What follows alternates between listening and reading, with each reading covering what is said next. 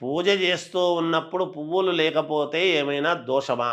అంటే సహజంగా పూజ అనేటప్పటికీ పూలు, పళ్ళు, కాయ, కర్పూరము, అగరబత్తీలు ఇవన్నీ గూడా తెచ్చుకొని పూజ చేయడం అనేటువంటిది ఆనవాయితీ మనం. అయితే రోజూ చేసేటువంటి వాళ్ళు రోజూ పువ్వులు పెట్టి అలంకారము చేసి స్వామికి కాస్త ధ్యానము, ఒక శ్లోకము ఏదో ఒకటి చదువుకుని పటాలకన్నిటికీ కూడా పూలు పెట్టి ఒకవేళ విగ్రహాలు ఉంటే విగ్రహాలకు అభిషేకము చేసి పూజ చేసుకుని పువ్వులు పెట్టడము అనేటువంటిది అలంకారము చేయడం అనేటువంటిది మన సాంప్రదాయం.